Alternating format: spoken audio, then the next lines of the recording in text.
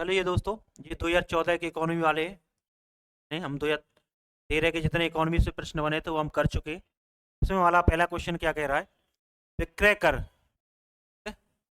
विक्रय कर का भुगतान आप कोई टूथपेस्ट खरीदते समय करते हैं, निम्नलिखित में से किस एक प्रकार का कर है?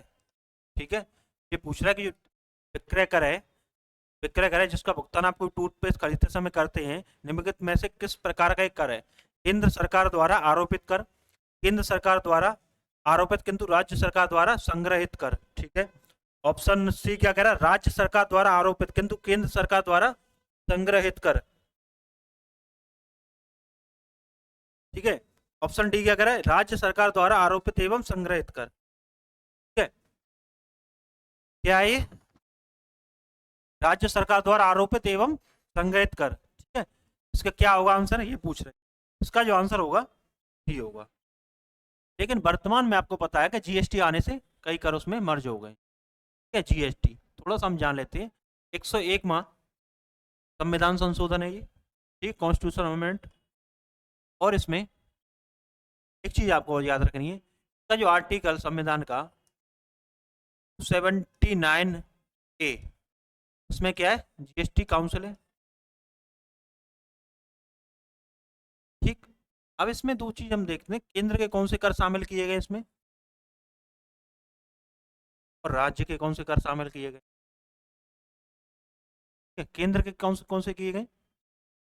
एक होता है एक्साइज ड्यूटी। क्या होता है? Excise duty. ठीक है, उत्पाद शुल्क। एक होता है कस्टम ड्यूटी।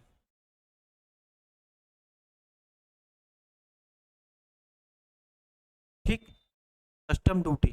ठीक है, और कौन से किए गए भाई? एक होता है आपका, कौन सा किया गया है? हाँ सर, एक होता है आपका सर्विस टैक्स,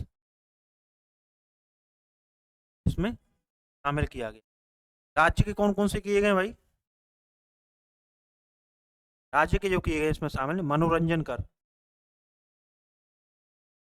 ठीक, दूसरा क्रय कर, क्रय कर। तीसरा आपका चुंगी, चुंगी कर। एंट्री टैक्स जो रहता है ना, एंट्री टैक्स, राज्य में प्रवेश करने से पहले एंट्री टैक्स लगता था, वो है। इससे बाहर कौन कौन से किए गए हैं जीएसटी से? एल्कोहल है, पेट्रोल है, एविएशन टर्बाइन फ्यूल है, उसको इससे बाहर किया गया है। ठीक है, बाहर रखा गया है।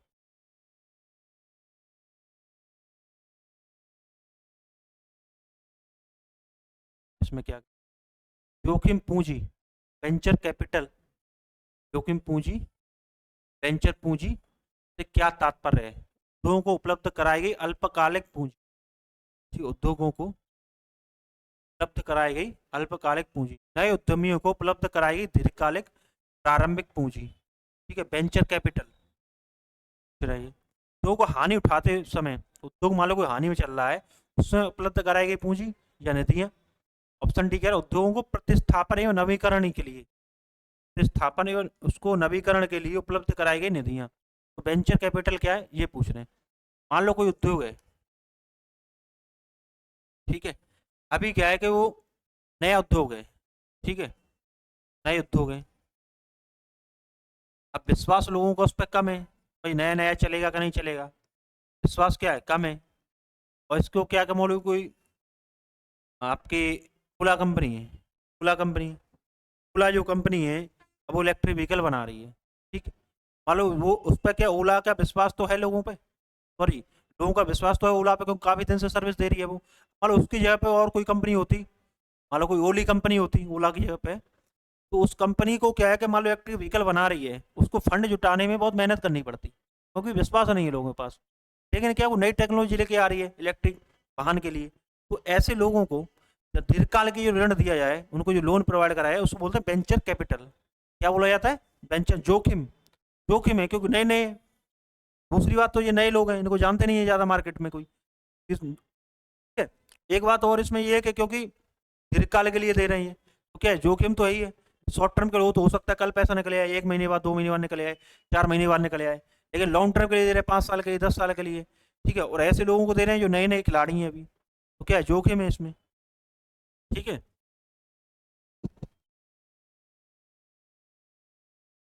क्या हो जाएगा इसका? चलिए, 12वीं पंचवर्षीय योजना, 5 ईयर प्लान, 12th का, इसका उद्देश्य पूछ रहा है, मुख्य उद्देश्य पूछ रहा है। सन 2014 का प्रश्न है ये, यूपीएससी आईएएस का। ठीक है, हम सन 2014 की कर रहे हैं हम। मैं इसलिए इसको बताया क्योंकि अब 5 ईयर प्लान बंद हो गए ना 17 के बाद से, तो इसलिए शायद आगे ऐसे प्रश्न बनने की संभावना कम है। ने पूछा है कि इसका उद्देश्य क्या था। इसका उद्देश्य था तीव्रतर, धारणीय और ज्यादा समावेशी विकास। इसका आंसर डी था।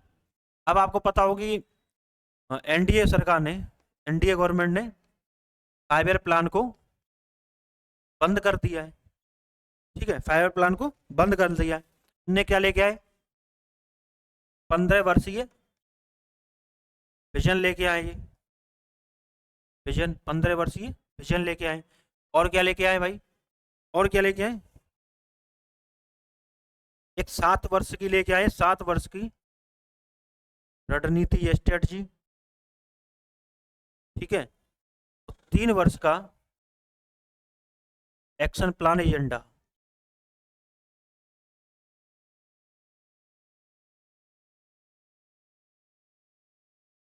कौन ला रहा है इसको? नीति आयोग की भूमिका है इसमें। ठीक है, क्योंकि प्लानिंग कमीशन को तो बंद कर दिया है।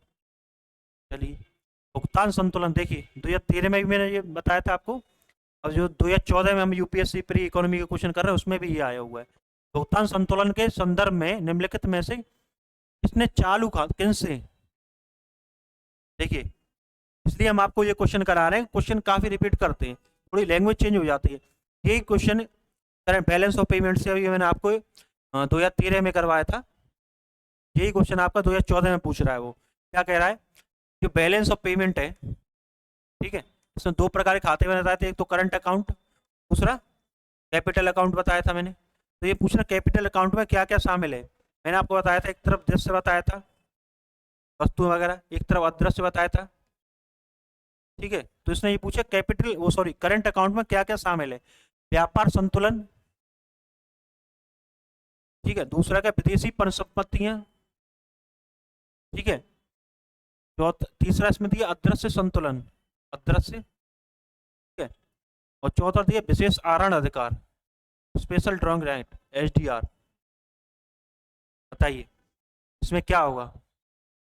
ये प्रश्न तो आपको बना देना चाहिए। क्या होगा इसका? देखिए, विदेशी परिसंपत्तियां, ऐसा कुछ मैंने बताया नहीं था, मैंने इसको आपको बता चुका हूँ ये वाले। तो ये 13 के प्रश्न में तो बार बार मैं इसको रिपीट करूंगा तो ज़्यादा समय लगेगा। ये इसका कोई संबंध है नहीं है। मैंने आपको बताया व्यापार संतुलन और अदृश्य संतुलन, इसमें यह है केवल इसका ही सही होगा। चलिए, सीमांत स्थायी सुविधा दर, ये क्या है? मार्जिनल स्टैंडिंग फैसिलिटी, एमएसएफ की जो रेट है,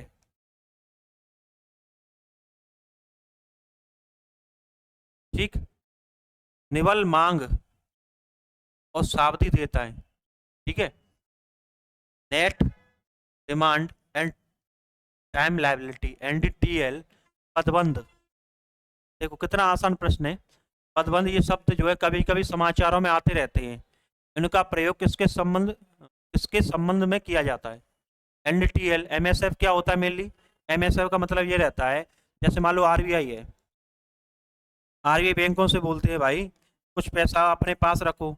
एक तो कैश रिजर्व रेशियो के रूप में रखो, कैश के रूप में आपको रखना पड़ेगा।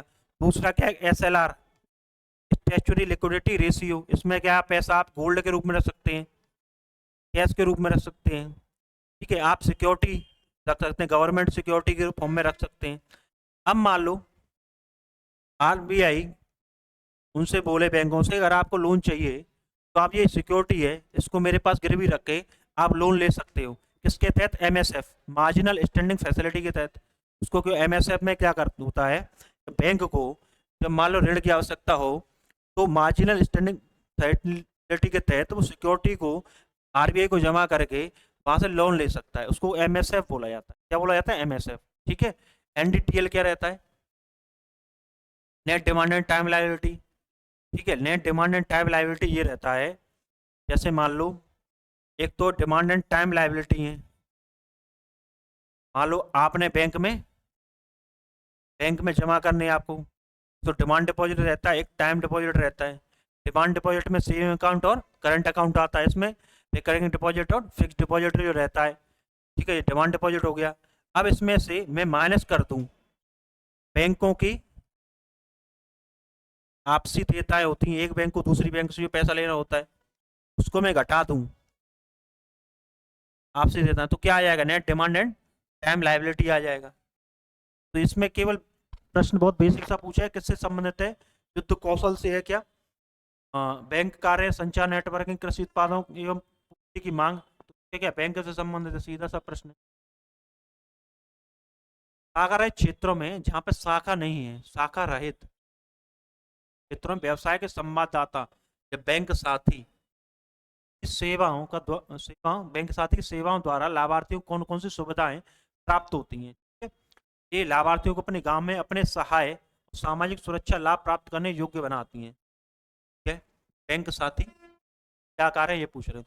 ये ग्रामीण क्षेत्रों में लाभार्थियों को धनराशि जमा करने व आहरण करने योग्य बनाती हैं। बैंक साथी है, मान लो कोई रीजन ऐसा है यहाँ पे बैंक की कम शाखाएं हैं, ठीक, तो यहाँ पे क्या हो, कोई व्यक्ति डिपॉजिट मशीन लेके, ठीक है, और निकासी के लिए कुछ पैसे लेके गांव में चले जाते हैं, लोगों के खाते खोल देते हैं, क्या कि छोटे अमाउंट पे लोग क्या उसमें निकासी कर सकते हैं, जमा कर सकते हैं, वो क्या बैंक साथ ही बोल दिया गया है। उसमें कौन कौन से कार्य कर सकते हैं, सामाजिक सुरक्षा के प्रति क्या बहुत सी योजनाओं के प्रति लाभान्वित करा देते, कि जनधन योजना हो गई, सामाजिक सुरक्षा जितनी योजना है उनसे थोड़ा लाभ उनको दिला देते हैं ये लोग। दूसरा क्या है कि लाभार्थी को धनराशि जमा कर सकते हैं और निकाल भी सकते हैं कुछ। इसका क्या हो जाएगा आंसर, ये दोनों आंसर जाएंगे। भारतीय अर्थव्यवस्था के संदर्भ में निम्नलिखित में से कौन से सामयिक आरक्षित आवश्यकता, सामयिक आरक्षित आवश्यकताओं के उद्देश्य हैं। सामयिक, मान लो हम SLR CRR जो रखते हैं, क्या उद्देश्य है उसके। ठीक है, केंद्रीय बैंकों द्वारा निर्मित की जा सकने वाली अग्रिम राशियों पर नियंत्रण रखने की सक्षमता प्रदान करना। ठीक है, दूसरा क्या कह रहा है, बैंकों में जनता की जमा राशियों को सुरक्षित व तरल रखना।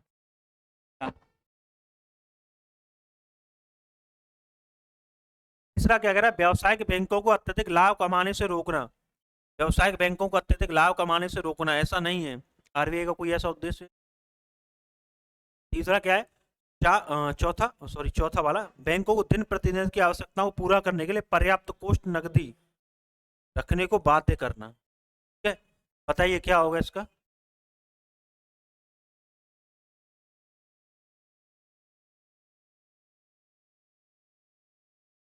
देखिए, इसमें से आप जो है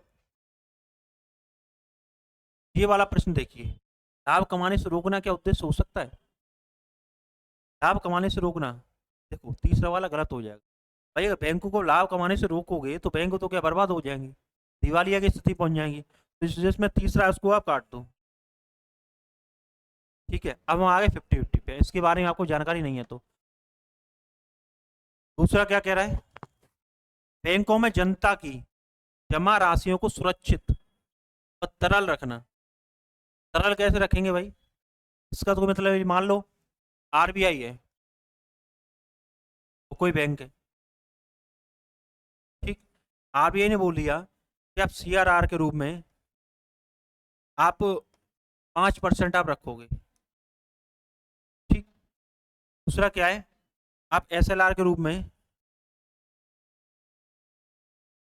8% रखोगे, सॉरी SLR के रूप में ज़्यादा रहता है, अब मान लो 20% रखोगे, ये बढ़ा दिया, तो इससे क्या होगा, इससे क्या है कि बैंक के पास रिजर्व जो करेंसी रहेगी, उसके पास जो पैसा रहेगा वो बढ़ जाएगा, लोग जब जाए तब पैसा निकाल सकते हैं उससे। इससे क्या हो जाएगा, इसका दोनों सही हो जाएगा, एक और दो दोनों सही हो जाएंगे इसके। ठीक है, किसी अर्थव्यवस्था यदि ब्याज दर घटाया जाता है, ब्याज दर घटाया जाता है तो वह अर्थव्यवस्था उपभोग व्यय बढ़ाए घटाएगा, उपभोग व्यय घटाएगा। अच्छा, सरकार के कर संग्रह को बढ़ाएगा, अर्थव्यवस्था निवेश व्यय को बढ़ाएगा। ठीक है, अर्थव्यवस्था कुल बचत को बढ़ाएगा, कुल बचत को बढ़ाएगा। अब देखिए, अब मान लो बैंक है, मान लिया हम बैंक भी आ जाते हैं। अब क्या होगा, बैंक ने क्या है, पहले ये भी ये जो 4% की ब्याज दर दे रही थी, लोन दे रही थी, अब ब्याज दर इसने कम कर दिया, अब ये दे रही है 2 पे। अब मान लो 2 पे दे रही है, तो लोगों के पास क्या है, पैसा ज्यादा आ जाएगा, ये ज्यादा लोन लेंगे, लोगों के पास धन ज्यादा आ जाएगा, धन ज्यादा आ जाएगा। अब स्वाभाविक सी बात ये है, जब बैंक सस्ते लोन दे रही है, सस्ती ब्याज दर पर लोन दे रही है, तो आपको जब उसमें जमा करोगे तो आपको तो ज्यादा ब्याज देगी। जब खुद ही वो 4% की जगह 2% के आप पर लोन दे रही है, तो आप इससे लोन लेके बैंक में तो जमा करोगे नहीं। आप क्या करोगे, आप क्या करोगे, इससे निवेश करोगे,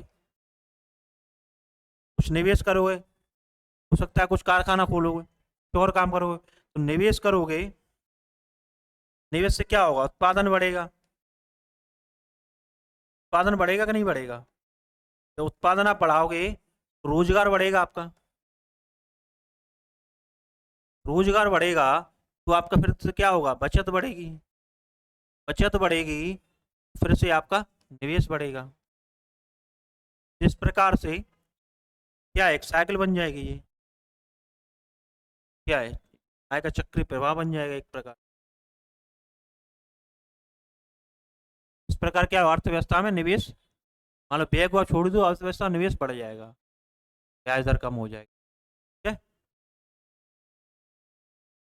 संघ के बजट के संदर्भ में निम्न में से कौन से गैर योजना व्यय के अधीन आते हैं, गैर योजनागत व्यय के अधीन आते हैं। ठीक है, रक्षा व्यय, ब्याज अदायगी, ब्याज अदायगी, वेतन एवं पेंशन, चौथा है सब्सिडी उपदान, जिसको सब्सिडी बोला जाता है। कौन से गैर योजनागत व्यय के अंतर्गत आते हैं, ये पूछ रहा है। नीचे दिए कूट का प्रयोग कर सही उत्तर चुनिए। ये क्या होगा इसका,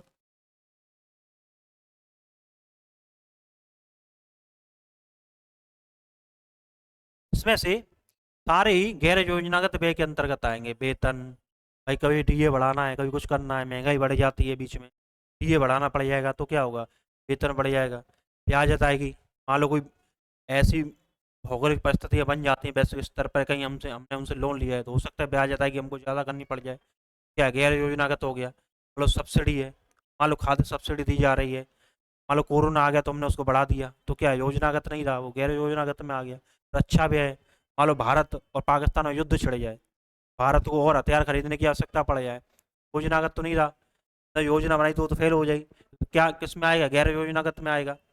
तो क्या हो जाएगा, ऑप्शन सी हो जाएगा। ठीक है,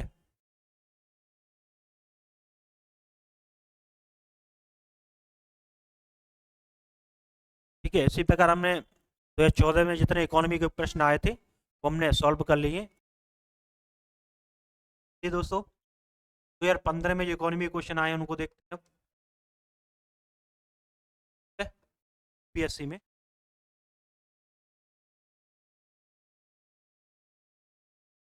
पहला प्रश्न क्या कह रहा है, प्रधानमंत्री जनधन योजना, प्रधानमंत्री जनधन योजना निम्नलिखित में से किसके लिए प्रारंभ की गई। गरीब लोगों को अपेक्षाकृत कम ब्याज दर पर आवास ऋण प्रदान करने के लिए, पिछड़े क्षेत्रों में महिलाओं के स्वयं सहायता समूह को प्रोत्साहित करने के लिए, या सेल्फ हेल्प ग्रुप को प्रोत्साहित करने के लिए महिलाओं वाले देश में वित्तीय समावेशन, वित्तीय समावेशन को प्रोत्साहित करने के लिए।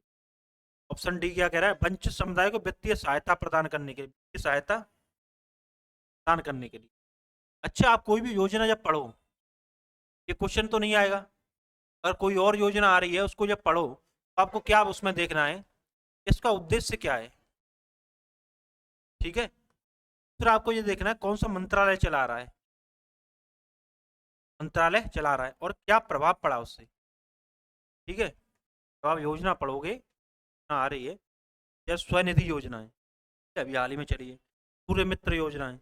ठीक है, तो ये देखना है कि आप उसमें क्या है, किसने चलाई, उसका उद्देश्य क्या है, कौन सा मंत्रालय चला रहा है, क्या प्रभाव पड़ने वाला उससे। तो आपको ये चीज देखनी है। क्या जनधन योजना कब शुरू की गई है भाई? ये शुरू कब की गई थी? 28 अगस्त 2014 को। क्या उद्देश्य था इसको? वित्तीय समावेशन बढ़ावा देना। वित्तीय समावेशन, समावेशन का मतलब क्या है? समावेशन का मतलब समझ ले हम पहले। तो हम कई प्रकार से होता है, सामाजिक समावेशन होता है, वित्तीय समावेशन हो सकता है, राजनीतिक समावेशन हो सकता है। तो समावेशन का क्या मतलब है? समावेशन का सीधा सा मतलब ये है, भारत के वे समुदाय या वर्ग या वो क्षेत्र जो समाज के विकास में से छूट गए हैं, या सामाजिक विकास में या आर्थिक विकास में केवल विकास की जो रहा है उसमें पीछे छूट गए, उनको साथ लेके आना, तो उनको भी समावेश करना। चाहे वो आर्थिक रूप से हो सकता है, वित्तीय रूप से क्या है, वित्तीय समावेशन में क्या है कि उनको आर्थिक सुविधाएं प्रदान कराना, उनको बैंक तक उनकी पहुंच उपलब्ध कराना, बैंक तक उनकी पहुंच उपलब्ध कराना, खाते खुलवाना, उनको ऋण उपलब्ध करवाना, उसको क्या बोल देंगे? वित्तीय समावेशन। किसी देश की कर से जीडीपी के अनुपात में कमी, टैक्स टू जीडीपी रेशियो, कर में कर से जीडीपी के अनुपात में कमी क्या सूचित करती है? मान लो आपकी जीडीपी है, ठीक है, टैक्स कितना आ रहा है जीडीपी के सापेक्ष, ठीक है, मान लो जीडीपी आपकी 100 रुपए की जीडीपी है, तो 100 रुपए टैक्स के द्वारा कितने बन रहे हैं? टैक्स के द्वारा कितना सहयोग हो रहा है 100 रुपए में? मतलब टैक्स 1 रुपए हो रहा है, या 2 रुपए हो रहा है, 10 रुपए हो रहा है, टैक्स के द्वारा जीडीपी कितनी बन रही है ये पूछ रहा है। टैक्स टू जीडीपी रेशियो मतलब ये है, ठीक है। तो आर्थिक वृद्धि दर धीमी, मान लो ये कम है, टैक्स द्वारा जीडीपी में योगदान कम हो रहा है, तो ये क्या सूचित कर रहा है? ये पूछ रहे हैं। आर्थिक वृद्धि दर धीमी होना, आर्थिक वृद्धि दर है धीमी है। अच्छा, राष्ट्रीय आय का कम सामयिक वितरण, राष्ट्रीय आय का कम सामयिक वितरण, जो नेशनल इनकम है उसका वितरण सही तरीके से नहीं हो रहा, इसलिए टैक्स के द्वारा जीडीपी में कम योगदान दिया जा रहा है, ये पूछ रहे। तो इसका क्या होगा भाई? देखिए, राष्ट्रीय आय का जीडीपी में, राष्ट्रीय आय का कम सामयिक, राष्ट्रीय आय का जो वितरण है उससे टैक्स टू जीडीपी में कोई लेना देना ऐसा है नहीं। ये वाला ऑप्शन क्या हो जाएगा? गलत हो जाएगा। तो क्या सही होगा? केवल सही होगा। इस समय जो आप देखोगे टैक्स टू जीडीपी रेशियो है, टैक्स जीडीपी रेशियो है, वो आपका देखोगे तो मतलब टैक्स के द्वारा 11% के आसपास जीडीपी में योगदान किया जा रहा है, ठीक है। कितना? 11 से 12% के आसपास। 8 कोर इंडस्ट्रीज के बारे में पूछा है इसने, 8 मूल उद्योगों के सूचकांक, इंडेक्स ऑफ 8 कोर इंडस्ट्रीज में निम्नलिखित में से किसको सर्वाधिक महत्व दिया गया है? कोयला को, उत्पादन, विद्युत उत्पादन, उर्वरक उत्पादन या इस्पात उत्पादन? बताइए किसको दिया गया? तो 8 कोर इंडस्ट्री है ना, एक इनका इंडेक्स निकलता है, index of industrial production, IIP, ठीक, किसके द्वारा निकाला जाता है? ये पहले सीएसओ निकालता था, वर्तमान में इसको एनएसओ निकालता है, नेशनल स्टैटिस्टिक्स ऑर्गेनाइजेशन या ऑफिस इसको बोलते हैं, उसके द्वारा ये निकाला जाता है, ठीक है। इसमें 8 जो उद्योग है उनका जो भारांश है 40% के आसपास है, 8 कोर इंडस्ट्री का। 8 कोर इंडस्ट्री है ना, ठीक है, उनका जो भारांश है वो 40%, सबसे ज्यादा है। अब इसमें ये पूछा है जो 8 कोर इंडस्ट्रीज है उनमें सबसे ज्यादा उसके क्रम भाई पूछा है, तो सबसे ज्यादा इसमें क्या है? पहले नंबर पर रिफाइनरी, रिफाइनरी उत्पाद का, ठीक। दूसरे नंबर पे क्या है भाई? दूसरे नंबर पे क्या होगा? दूसरे नंबर पे विद्युत, तीसरे पे स्टील, चौथे पे कोयला, ठीक। इसी प्रकार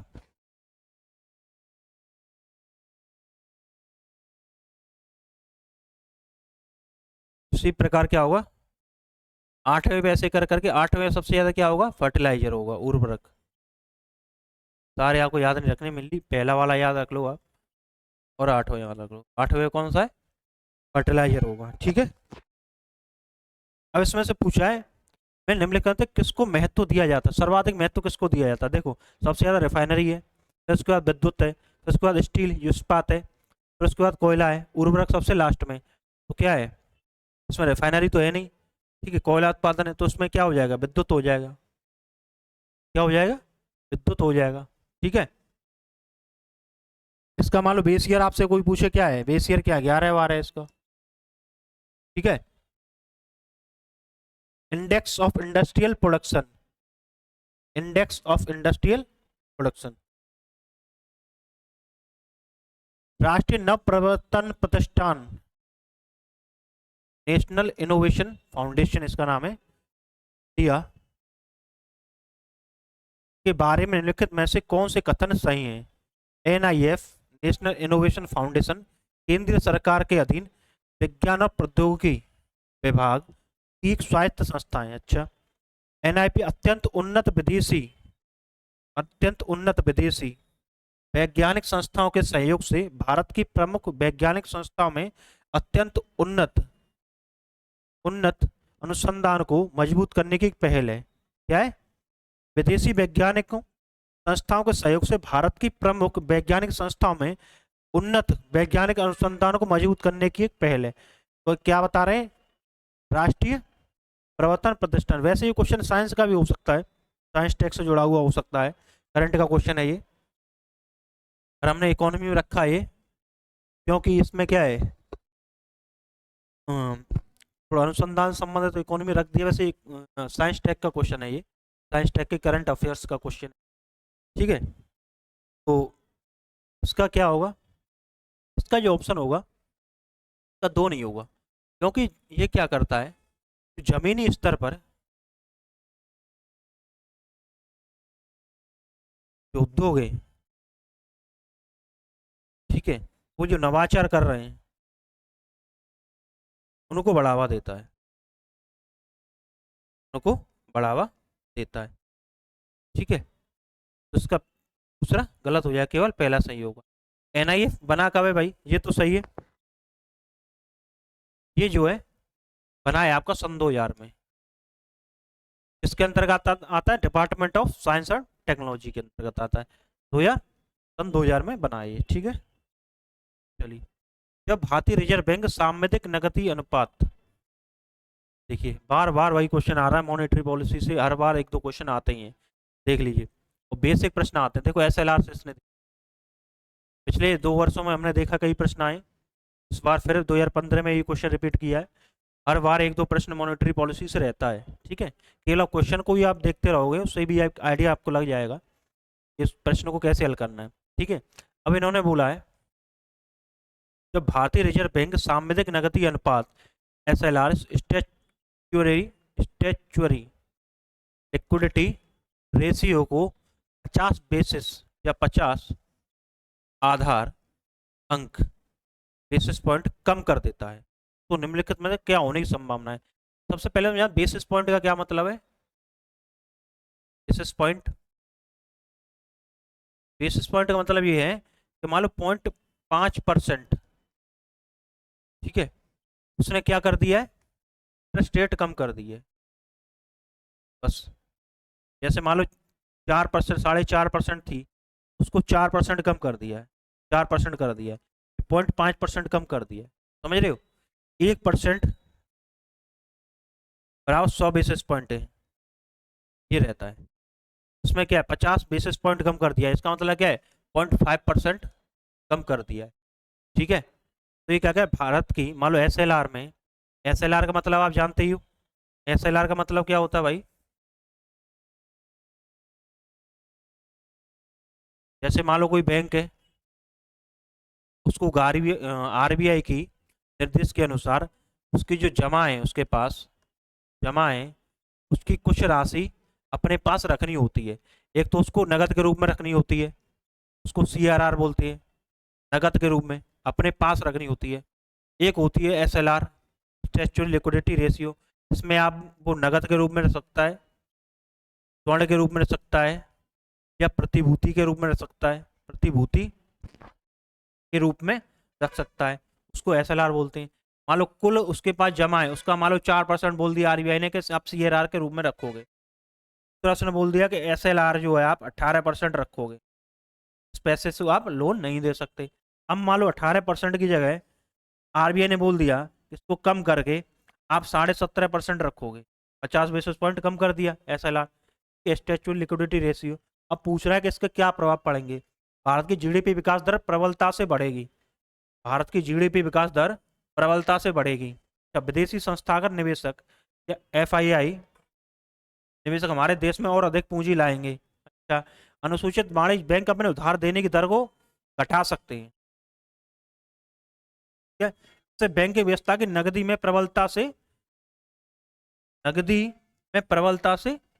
कमी आ जाएगी। नगदी में कैसे प्रबल आ जाएगी, कमी आ जाएगी भाई, नगदी की कमी। तो बैंकों के पास अब क्या है, मतलब 5, उसने क्या बोला है, इस पैसे को जो अपने पास रिजर्व रख रहे हैं उसको थोड़ा कम कर दो। और उसने रिजर्व रखना कम किया तो उसके पास लोन देने के लिए ज़्यादा पैसा हो गया, लोन देने के लिए क्या बैंक के पास पैसा ज़्यादा हो गया। तो अनुसूचित बैंक अपने उधार देने की दर को, अब पैसा ज़्यादा आ गया तो क्या है, सस्ते लोन दे सकते हैं, वो उनके पास पैसा ज़्यादा है। अब बैंक पहले 100 रुपये लोन दे रही थी, अब वो दे रही है मान लो 150 हो गया। अब पहले जो दे रही थी 4% की पे, अब क्या पैसा ज़्यादा है, ज़्यादा लोन बांटना है उनको, तो क्या है अपनी जो इंटरेस्ट रेट है लोन देने की उसको कम कर सकती है। यही वो कह रहा है। क्या होगा इसका फिर, तो क्या हो जाएगा, सी हो जाएगा। गन्ने की उचित एवं लाभप्रद कीमत, फेयर एंड रेमुनेटिव प्राइस जिसको बोला जाता है, उचित एवं लाभप्रद कीमत निम्नलिखित में से कौन अनुमोदित करता है, अनुमोदित कौन कर रहा है। ठीक है, आर्थिक मामलों की मंत्रिमंडलीय समिति, कृषि लागत और कीमत आयोग, कृषि मंत्रालय या का विपणन और निरीक्षण निदेशालय, कृषि उत्पाद विपणन समिति। कौन करेगा भाई इसको। जैसे आपको पता है एक एमएसपी रहता है, मिनिमम सपोर्ट प्राइस, 22 फसलों के लिए दिया जाता है। ठीक है, प्लस एक जो फसल है गन्ना, उसके लिए क्या दिया जाता है, एफआरपी दिया जाता है, फेयर एंड रेम्युनरेटिव प्राइस। तो एमएसपी का जो समिति जो बनती है उसको बोलते हैं सीएसीपी। ठीक है, commission of agriculture cost and price, इसकी जो सिफारिश पे कौन इसको तय करता है, आर्थिक मामलों की मंत्रिमंडलीय समिति। इसके हेड कौन रहते हैं, हेड इसके रहते हैं पीएम। इसी प्रकार एफआरपी को भी आर्थिक मामलों की मंत्रिमंडलीय समिति निर्धारित करती है। इसका क्या हो जाएगा, ऑप्शन ए सही हो जाएगा। ठीक है,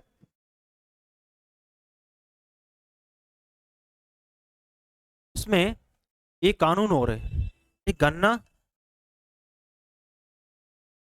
नियंत्रण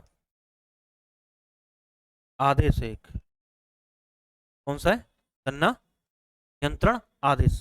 ठीक, गन्ना नियंत्रण आदेश क्या है, 1960। ठीक है, कब का ये, 1966 का। एक है एसेंशियल आवश्यक वस्तु, एसेंशियल कमोडिटी एक्ट है जिसको आवश्यक वस्तु अधिनियम बोला जाता है, 1955 का। गन्ना नियंत्रण आदेश है, इसके तहत जो आवश्यक वस्तु अधिनियम है, ठीक, गन्ना नियंत्रण आदेश के तहत जो गन्ने का जो प्राइस है वो जारी किया जाता है। ठीक है, इसके अंतर्गत आवश्यक वस्तु अधिनियम के, एक राज्य सरकार भी क्या है, इसमें क्या है, जो राज्य सरकार गन्ने का मूल्य निर्धारित करती है। ठीक है, उसको क्या बोलता है, एसएपी। ठीक है, क्या बोला जाता है, एसएपी। ठीक है,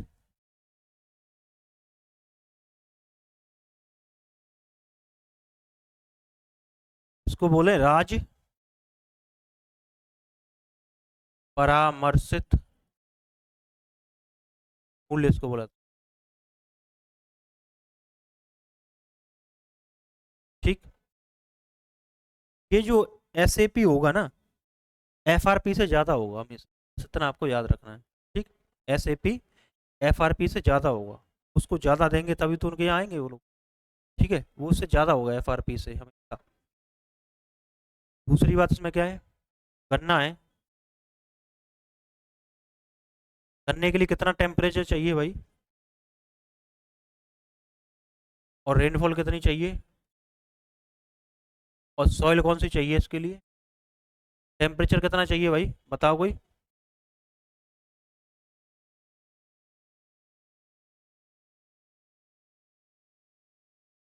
टेम्परेचर कितना चाहिए, 21 से 27 डिग्री सेल्सियस। रेनफॉल होनी चाहिए 75 से 100 सेंटीमीटर। मिट्टी कैसी होनी चाहिए, दोमट मिट्टी। ठीक है। भारत में कृषि उत्पादों के बाजार को किसके अधीन विनियमित किया जाता है, कृषि उत्पादों के बाजार को किसके अधीन विनियमित किया जाता है, आवश्यक वस्तु अधिनियम 1955, राज्यों द्वारा अधिनियमित कृषि उत्पाद विपणन समिति, agriculture produce market committee, APMC बोला जाता है इसको। ठीक है, कृषि उत्पाद अधिनियम, चिन्हांकन अधिनियम, एक मार्क जो लगाते हैं। खाद्य उत्पाद आदेश 1956, मांस तथा खाद्य उत्पाद आदेश 1973, इसके द्वारा किया जाता है भाई, ये किया जाता है एपीएमसी के द्वारा। राज्य स्तर पर एक एपीएमसी मार्केट होती है, एग्रीकल्चर प्रोड्यूस मार्केट कमेटी। ये क्या करती है, बाजार में उसके अधीन कृषि उत्पादों को के बाजार को नियंत्रित करती हैं। स्टेट लेवल पे बनाई जाती हैं, स्टेट गवर्नमेंट के अंडर में रहती हैं। ठीक है, ये क्या करते हैं भाई, कृषि उत्पाद का ये क्या करती हैं, ये जो एक्ट है इसके द्वारा एग मार्क होते हैं ना, एग मार्क चिन्हीकरण। ठीक है, कैसे चिन्हीकरण, क्या जैविक है कि नहीं है, जैविक है, ये किस प्रकार का खाद्य खाद्य योग्य है या नहीं है। ठीक है, ये सब एग मार्क का काम इस कानून के तहत किया जाता है, कृषि उत्पाद अधिनियम 1933 के द्वारा। ठीक है, लिखित में से कौन औद्योगिक कर्मकारों के लिए, औद्योगिक कर्मकारों इंडस्ट्रियल वर्कर्स, ठीक है, के लिए उपभोक्ता कीमत सूचकांक, consumer price index number for industrial worker, या सीपीआई आईडब्ल्यू, ठीक है, निकालता है, कौन निकालता है इसमें ये पूछना है। ठीक है, चलिए हम थोड़ा सा सबसे पहले देख लेते हैं सीपीआई के बारे में, कंज्यूमर प्राइस इंडेक्स। ठीक है, कंज्यूमर प्राइस इंडेक्स को कौन जारी करता भाई, तो जारी करता है वर्तमान में एनएसओ, पहले कौन निकालता था, सीएसओ। एनएसओ कब बना भाई, 2019 में, रंगराजन समिति की अनुशंसा पर। सीएसओ और एनएसएसओ को मिला के क्या बनाए, एनएसओ, नेशनल स्टैटिस्टिकल ऑर्गेनाइजेशन। ठीक है, 2019 में बना, ये इसको जारी करता है। पहली बात तो ये, इसको कौन जारी करता है, इसमें क्या शामिल किया जाता है भाई, इसमें वस्तु और सेवाएं दोनों शामिल की जाती, वस्तु प्लस। ठीक है, इसका जो आधार वर्ष क्या है भाई, 2011-12। ठीक, और इसमें सबसे ज्यादा भारांश किस वस्तु का है, या इसका भारांश सबसे ज्यादा है,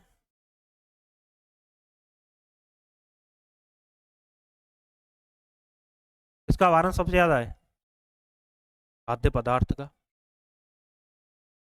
ठीक है, इसमें कई प्रकार से हो सकते हैं, जैसे ईपीआई एक होता है इंडस्ट्रियल वर्कर, एक होता है एग्रीकल्चर लेबर, एक होता है रूरल लेबर, रूरल लेबर, तीनों को कौन निकालता है, लेबर ब्यूरो। ठीक है, यहीं पे एक और जान लेते हैं, एक होता है डब्ल्यूपीआई, इसका क्या मतलब पूरेगा, कंज्यूमर प्राइस इंडेक्स, उपभोक्ता मूल्य सूचकांक, इसका क्या है, होलसेल प्राइस इंडेक्स। ठीक है, होलसेल थोक मूल्य सूचकांक। ठीक है, इसको कौन जारी करेगा भाई, इसको वाणिज्य मंत्रालय के तहत एक आता है, डीपीआईआईटी। डीपीआईआईटी क्या है, department for promotion for industry and internal trade. ठीक है, इसमें होलसेल प्राइस इंडेक्स में केवल वस्तुएं शामिल होती हैं, क्या शामिल होंगी, केवल वस्तुएं। ठीक है, और इसमें वस्तुओं में सबसे ज्यादा वेटेज किसका है, विनिर्मित वस्तुओं का, मैन्युफैक्चरिंग गुड्स का। ठीक है, सबसे ज्यादा वेटेज इसका है। ठीक है,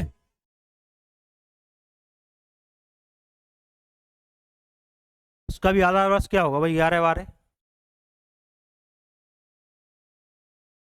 अब इसके आंसर पर क्या होगा, इसका आंसर बताइए क्या होगा, कौन निकालेगा इसको, लेबर ब्यूरो। देखो लेबर ब्यूरो क्या निकाला है, CPI industrial worker, CPI agriculture labour, CPI rural labour. रुपए की परिवर्तनीयता से क्या तात्पर्य है, रुपए की परिवर्तनीयता, रुपए के नोटों के बदले सोना प्राप्त करना, अरे बाप रे, सोना प्राप्त करेंगे। रुपए के मूल्य को बाजार की शक्तियों द्वारा निर्धारित होने देना, रुपए को 24 मुद्राओं में और अन्य मुद्राओं को रुपए में परिवर्तित करने की स्वतंत्र रूप से अनुज्ञा प्रदान करना।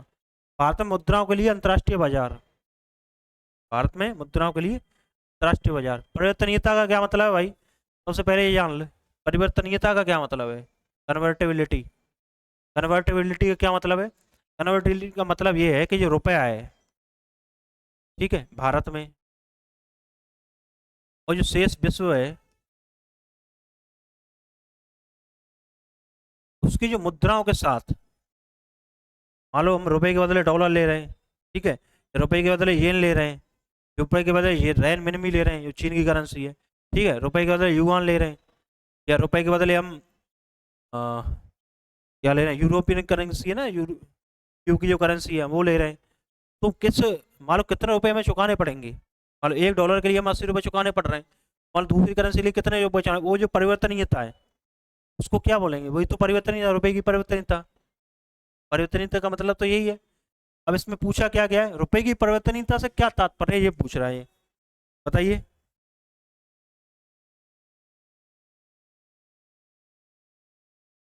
देखो, रुपए की परिवर्तन से क्या तात्पर्य, क्या रुपए को दूसरी मुद्राओं में कैसे परिवर्तन कर सकते हैं, देखो यही सीधी सी बात है, रुपए को मुद्राओं में और अन्य मुद्राओं में रुपए में परिवर्तित करने की स्वतंत्र रूप से अनुज्ञा प्रदान करना, ये इसका आंसर है। अब देखिए मैंने आपको बैलेंस ऑफ पेमेंट पढ़ाया था, अभी बताया था पीछे, एक इसमें करंट अकाउंट बताया था, एक होता है कैपिटल अकाउंट, ठीक है, कैपिटल अकाउंट बताया था।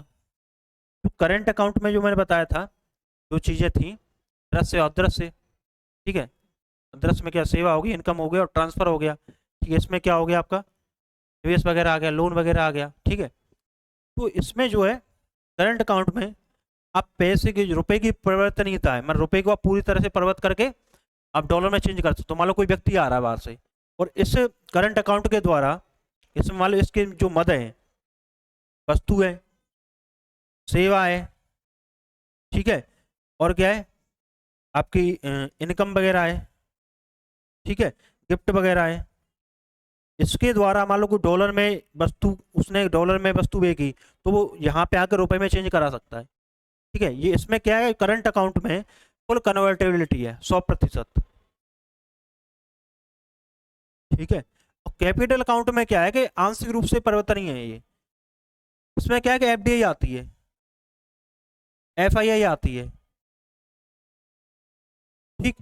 अब मान लो कोई व्यक्ति ऐसा आ गया डॉलर लेके, वो बोल दे कि भाई मेरे को एफडीआई करनी है, एफडीआई करनी है, बोल दे परमाणु ऊर्जा क्षेत्र में करनी है एफडीआई, तो कुछ ना कुछ आंशिक रूप से तो हम एफडीआई करवाने देंगे उसको, है ना। तो कैपिटल अकाउंट में रुपए की परिवर्तनीयता आंशिक है, पूरी तरह से अभी हमने लागू नहीं किया है। 1997 में एक तारापुर समिति बैठी थी, तारापुर, उनकी अनुशंसा पर, एसएस तारापुर नाम था, तो हमने इसको आंशिक रूप से परिवर्तनीय बना दिया है, इसको पूरी तरह से अभी परिवर्तनीय नहीं है कैपिटल अकाउंट। चलिए, भारत में इस्पात उत्पादन उद्योग को निम्न में से किसके आयात की अपेक्षा होती है,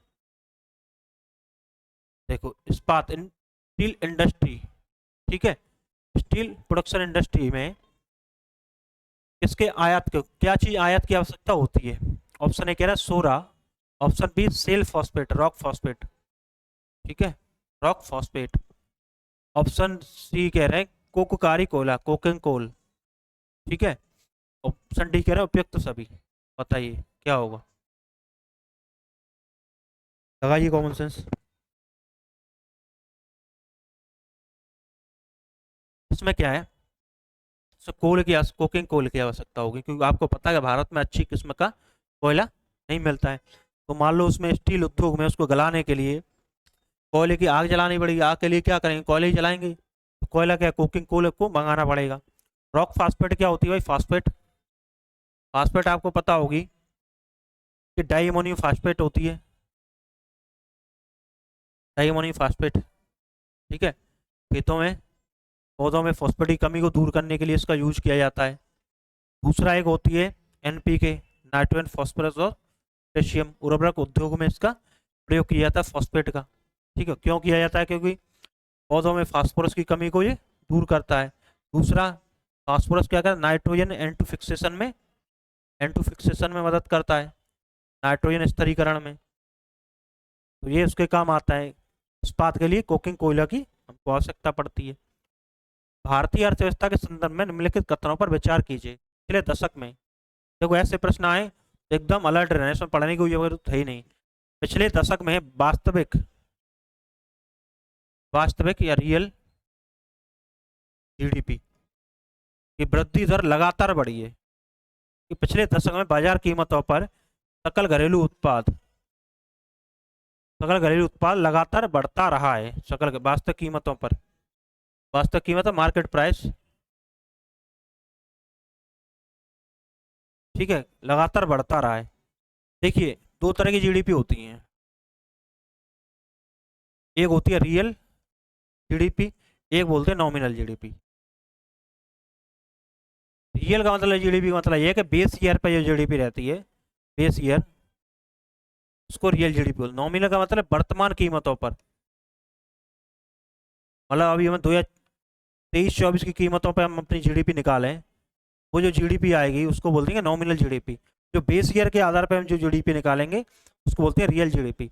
अब मान लो हमारी 2011-12 बेस ईयर है, ठीक, अगर उसको हम आज से तुलना करें तो तब से अब तक महंगाई बढ़ी है, महंगाई काफ़ी बढ़ गई। तो महंगाई बढ़ी है तो क्या हमारी जीडीपी तो बढ़ जाएगी। तो क्या वर्तमान में महंगाई काफ़ी बढ़ गई है, तो महंगाई को शामिल करते हुए उस समय कोई मान लो वस्तु है, उस समय कोई वस्तु 100 रुपये की बन रही थी, अब वो वस्तु क्या है, 150 रुपये की बन रही होगी। तो जो वस्तु हम जितना गुड्स क्या है, जीडीपी मतलब क्या है, एक ईयर में, एक वित्तीय वर्ष में कुल उत्पादित अंतिम मौद्रिक वस्तुएं और सेवाओं का मौद्रिक मूल्य है।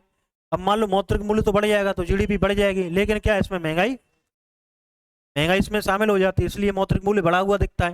लेकिन बेस ईयर हमने इसलिए लिया है, तो ऐसा स्थिर ईयर लेते हैं जो महंगाई यहाँ पे कम से कम रहती है, इसलिए क्या है बेस ईयर हमारा 2011-12 है। अब मान लो वर्तमान कीमतों पर जीडीपी निकालेंगे तो उसको नॉमिनल जीडीपी बोल देते हैं, इसमें यही बोला गया है।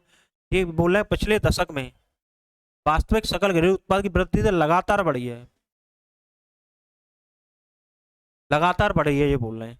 अब आपको पता है कि ये प्रश्न आया 2015 में, ये प्रश्न आया 2015 में, पिछले दशक में मतलब 2005 से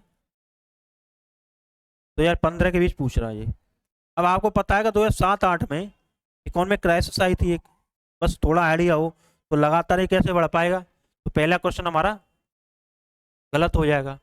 तो वर्तमान कीमतों पे, ये तो भाई वर्तमान कीमत तो मार्केट प्राइस पे, तो मार्केट प्राइस तो क्या बढ़ता रहेगा, तो दूसरा वाला क्या हो जाएगा, दूसरा वाला सही हो जाएगा, ये वाला तो केवल तो सही होगा।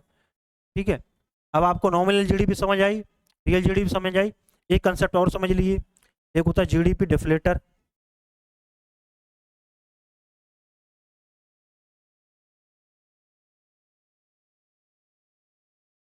जीडीपी डिफ्लेटर क्या होता है, जैसे मान लो नॉमिनल जीडीपी है, ठीक, एक है रियल जीडीपी,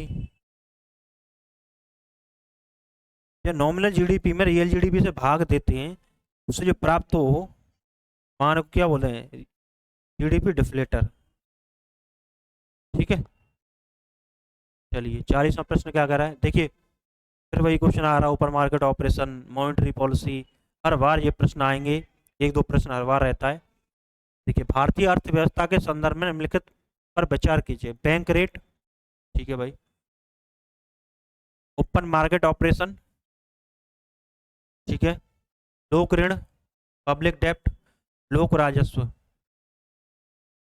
ठीक है, उपयुक्त में से कौन से मौद्रिक नीति के घटक हैं। मौद्रिक नीति के घटक है। देखिए मौद्रिक नीति के दो घटक हो गए, एक तो मात्रात्मक हो गया, एक गुणात्मक हो गया। मात्रात्मक में क्या आ जाएगा भाई, सीआरआर आ गया आपका, कैश रिजर्व रेशियो, एसएलआर आ गया आपका, स्टैचू लिक्विडिटी रेशियो हो गया, एक रेपो रेट हो गया, रेपो रेट हो गया, ठीक है, ओपन मार्केट ऑपरेशन हो गया, ठीक है, ये दोनों क्या है, एलएएफ के भाग हैं। लिक्विडिटी एडजस्टमेंट फैसिलिटी, एमएसएफ हो गया। ये क्या हो गया, गुणात्मक क्या आ जाएगा, नैतिक दबाव आ जाएगा, नैतिक दबाव वगैरह, ठीक है, गुणात्मक में आ जाएगा।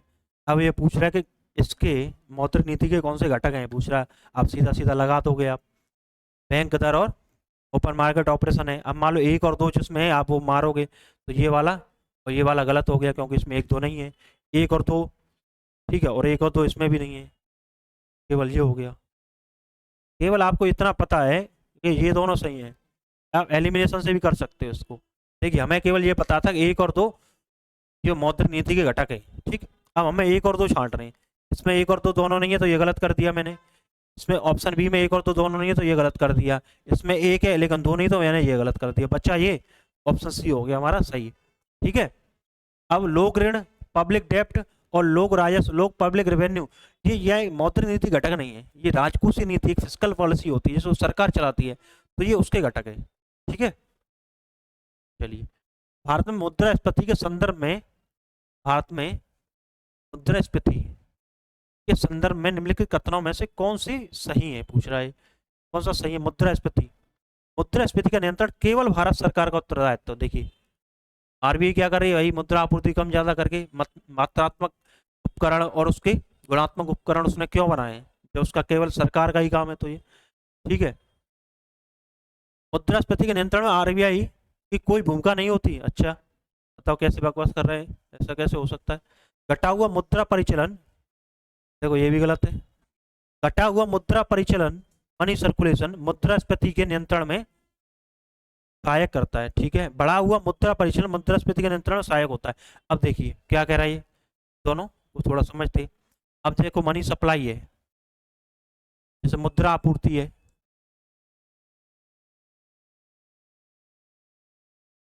मान लो कैसे कम ज्यादा होगी, जैसे आरबीआई है, आरबीआई ने क्या किया, ब्याज दर, ब्याज दर बढ़ा दी, ब्याज दर बढ़ा दी, तो क्या होगा, बैंक क्या है, बैंक कम कम ऋण लेंगे आरबीआई से, जो कम ऋण लेंगे तो क्या है, कम लोन भी कम देंगे, कम ऋण देंगे ग्राहकों को, ठीक है, और देंगे उच्च ब्याज, उच्च ब्याज दर पर देंगे, उच्च ब्याज दर पर देंगे तो इससे क्या होगा, मुद्रा की आपूर्ति कम हो जाएगी। अब मान लो आरबीआई मुद्रा की आपूर्ति को कम करने के लिए ब्याज दर को बढ़ा देती है, ब्याज दर को बढ़ा देती है, तो इसको क्या बोलेंगे, संकुचनवादी मौद्रिक नीति, संकुचनवादी मौद्रिक नीति। ब्याज दर को बढ़ा दिया, मुद्रा आपूर्ति को कम कर रहे हैं, तो संकुचनवादी मौद्रिक नीति। अगर मान लो आरबीआई ब्याज दर को घटा दे, ब्याज दर को घटा देगी, बैंक क्या आरबीआई से ज्यादा लोन लेंगे, बैंक के आरबीआई से ज्यादा लोन लेंगे तो ग्राहकों को लोन ज्यादा देंगे, उसके चक्कर में क्या करेंगे, वो इंटरेस्ट रेट कम कर देंगे, तो इंटरेस्ट रेट कम कर देंगे, इससे क्या मुद्रा आपूर्ति मार्केट में बढ़ जाएगी। तो इस प्रकार जब आरबीआई ने मुद्रा की आपूर्ति को बढ़ाने के लिए ब्याज दर को कम कर दिया, इस प्रकार की पॉलिसी को क्या बोलेंगे, विस्तारवादी मौद्रिक नीति, ठीक है। उसमें क्या करेगा, घटा हुआ मुद्रा परिचालन मनी सर्कुलेशन कम कर देंगे तो मुद्रास्फीति कम हो जाएगी। कैसे हो जाएगी, जब भाई लोगों के पास पैसे नहीं रहेंगे तो कोई डिमांड ही नहीं करेगा किसी चीज़ की, डिमांड कम हो जाएगी, डिमांड कम हो जाएगी तो महंगाई अपने आप कम हो जाएगी। भाई आपके पास पैसे ज़्यादा तभी तो डिमांड कर रहे हो, कोई चीज़ 10 रुपये की है और 10 ही चीज़ें और लेने वाले 20 आ गए, मान लो 10 रुपये की चीज़ है, लेने वाले 20 आ गए और सबके पास 20-20 रुपये है, तो क्या है वो चीज़ 20 में ही बिकेगी, फिर तो महंगाई क्या है, एक आए कि बढ़ जाती है। अब मान लोगों के पैसे ही नहीं है, सबके 5-5 रुपये रह गए, वो चीज़ 5-10 रुपये की है, तो क्या महंगाई कम हो जाएगी, ठीक है। इसका क्या हो जाएगा, ऑप्शन सी हो जाएगा। चलिए कृषि उत्पादन है काष्ठ के हलों के स्थान पर इस्पात के हलों का प्रयोग निम्नलिखित में से किसका उदाहरण है। अब मान लो काष्ठ के लकड़ी के हलों की जगह अब स्टील के हलों को यूज करोगे तो क्या होगा। श्रम बढ़ाने वाली प्रौद्योगिकी है, पूंजी बढ़ाने वाली प्रौद्योगिकी, पूंजी घटाने वाली प्रौद्योगिकी, उपयुक्त में से कोई नहीं। अब भाई देखो, लकड़ी के हल की वजह से आप स्टील के हल यूज करोगे या लोहे के हल यूज करोगे तो श्रम बढ़ेगा या कम होगा। भाई कोई आदमी नई तकनीक कब अपनाता है, जिससे उसका लेबर कम लगे, जो सुलभ हो, जो आसान उसके कार्य को आसान कर दे, तो क्या करेगी स्टील वाला या इस्पात या लोहे वाले जो हल हैं उसके क्या कार्य को आसान कर देंगे। तो क्या है, पहला वाला गलत हो जाएगा, श्रम बढ़ाने वाली प्रौद्योगिकी नहीं है। दूसरा क्या है, पूंजी बढ़ाने वाली प्रौद्योगिकी। भाई लकड़ी क्या है, लकड़ी सस्ती है लोहे की तुलना में, तो लकड़ी के से हल जो बनाए जा रहे थे वो स्टील से जो या लोहे से जो हल बनाए जा रहे हैं, इस्पात से जो हल बनाए जा रहे हैं उसकी तुलना में क्या सस्ते ही होंगे। सस्ते होंगे तो क्या पूंजी बढ़ाने वाली प्रौद्योगिकी हो जाएगी ये। दूसरा पूंजी घटाने वाली प्रौद्योगिकी तो होगी नहीं। भाई लकड़ी सस्ती है या इस्पात सस्ता है, लोहा सस्ता है या लकड़ी, लकड़ी सस्ती है, तो क्या पूंजी बढ़ाने वाली प्रौद्योगिकी हो जाएगी। चलिए, अंतर्राष्ट्रीय नकदी लिक्विडिटी की समस्या निम्नलिखित में से किसकी अनुपलब्धता से संबंधित है। अंतर्राष्ट्रीय नकदी की समस्या कैसे होगी। वस्तुओं और सेवाएं, सोना और चांदी, डॉलर और अन्य दुर्लभ मुद्राएं, हार्ड करेंसी, हार्ड करेंसी। ठीक है, ऑप्शन डी कह रहा है निर्यात योग्य देशीय सरप्लस। क्या होगा इसका। देखिए हार्ड करेंसी क्या रहती है, हार्ड करेंसी क्या होगी। हार्ड करेंसी की मतलब सीधी सी बात ये है, हार्ड करेंसी का मतलब क्या है कि जिन करेंसी की डिमांड ज़्यादा है, जैसे मान लो डॉलर है, ठीक है, डॉलर है, येन है, ठीक है, ठीक है, रेनमिन भी है, लेकिन डिमांड ज़्यादा है क्यों, क्योंकि निर्यात ज़्यादा कर रहे हैं ये लोग, इन लोगों के पास क्या है, ये लोग एक्सपोर्ट ज़्यादा कर रहे हैं, टेक्नोलॉजी इनके पास अच्छी है। भाई यूएसए की है, डॉलर डॉलर डॉलर क्यों बनाया ऐसे भाई, क्यों, क्योंकि वो एक्सपोर्ट ज़्यादा कर रहा है।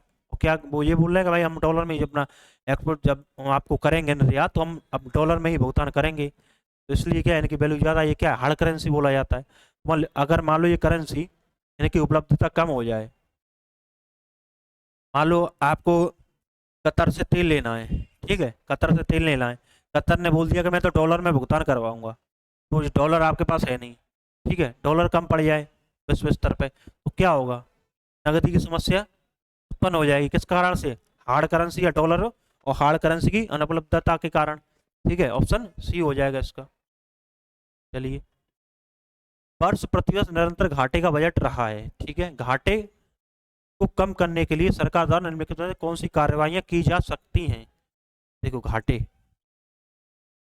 ठीक, घाटा कैसे होगा भाई, घाटा ऐसे ही होगा कि आपकी आय या तो पूंजीगत आय, पूंजीगत प्लस राजस्व आय आपकी कम है और आपका व्यय ज्यादा है, दोनों पूंजीगत व्यय प्लस राजस्व व्यय आपका ज्यादा है, तो क्या होगा, घाटा होगा। ठीक है, तो राजस्व घाटे को, इसको जो कम करने के लिए सरकार को क्या करना चाहिए, घाटे को पहली बात तो ये करना चाहिए कि आप अपनी दो काम कर सकते हैं, एक तो आय को बढ़ा सकते हैं, आय को बढ़ा सकते हैं, दूसरा काम ये कर सकते हैं आप व्यय को कम कर सकते हैं। भाई व्यय को कम कर दो तब भी घाटा थोड़ा मैनेज हो सकता है, या आय अपनी बढ़ा लो घाटे आपके और व्यय आपको उतना ही रहे तब भी हमारे घाटे कम कर सकते हैं आप घाटे को। राजस्व व्यय में कमी लाना, कैसे कर सकते हो, घाटे को राजस्व व्यय में कमी लाना। ठीक है, नई कल्याणकारी योजना आरंभ करना, भाई नई कल्याणकारी योजनाएं आप आरंभ करोगे उस पर पैसा जाएगा, पैसा खर्च होगा तो घाटा कैसे कम हो सकता है, घाटे ये गलत हो गया। ठीक है, अब देखिए और क्या होगा इसमें, सब्सिडियों का, उपदानों का, सब्सिडी का युक्तिकरण करना या सब्सिडियों को कम करना। भाई सब्सिडी पे जो खर्च कर रहे हैं उसको हम कम कर देंगे तो हो सकता है घाटा कुछ कम हो जाए, तो ये बात बिल्कुल सही है। उद्योगों का विस्तार करना, अच्छा उद्योगों का विस्तार करना, ठीक है भाई, इसमें से राजस्व व्यय में कमी करना। अब इसमें से कौन कौन से सही है ये पूछ रहे हैं, ये बताइए। अब देखिए, नई कल्याणकारी योजना आरंभ करने से क्या घाटा बढ़ेगा कम होगा, बढ़ सकता है, दूसरा गलत हो जाएगा। ये वाला गलत हो गया, हम ऑप्शन सी कर देंगे इसको। कुछ क्वेश्चन को मान लो इसको चौथा आपको नहीं पता है, आपको ये पता है कि ये वाला गलत है, तो हम 50-50 पे आ गए, इतना तो आ गए। अब आपको मान लो कोई क्वेश्चन ऐसे ही मिल जाते हैं कि आपको उसके बारे में जानकारी नहीं होती।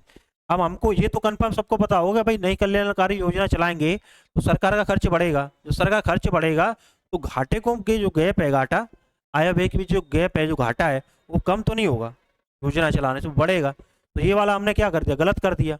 ये किस किस में, दूसरा बी में और डी में दोनों गलत हो गए। अब हमको ये पता है कि सब्सिडी को हम का युक्तिकरण कर दें या सब्सिडियों को थोड़ा कम कर दें तो घाटा क्या कम हो सकता है, तो तीसरा हमारा सही है। तो जिसमें तीसरा है वो 1 और 3 दोनों सही हो जाएंगे। उद्योगों का विस्तार करेंगे तो उसके लिए पैसा चाहिए, तो घाटा बढ़ेगा कम होगा, तो ये हो गया आपका। ठीक है,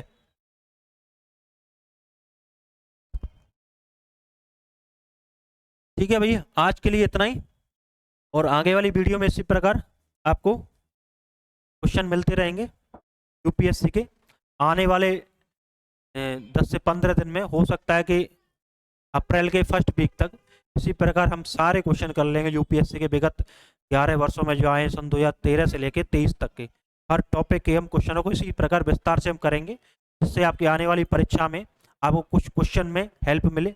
और अवश्य ही मिलेगी, क्योंकि आप देख रहे हो कि 2013 से 15 तक हमने जो किए हैं क्वेश्चन, उनमें कहीं ना कहीं क्वेश्चन लैंग्वेज में थोड़ा सा अंतर आया, बाकी क्वेश्चन रिपीट हुए हैं। जैसे मॉनेटरी पॉलिसी से एक आइडिया आपको लग गया कि मॉनेटरी पॉलिसी से आरबीआई की जो मॉनेटरी पॉलिसी उससे हर बार 1-2 प्रश्न रह रहा है, तो हम उसको ने वरीयता में रखेंगे। जब इकोनॉमी का रिवाइज करेंगे तो उसको वरीयता में रखेंगे, मॉनेटरी पॉलिसी से ऐसे प्रश्न बन सकते हैं। ठीक है, इसी प्रकार हम आगे वीडियो डालते रहेंगे। हमारे चैनल को लाइक करें, सब्सक्राइब करें। बहुत बहुत धन्यवाद।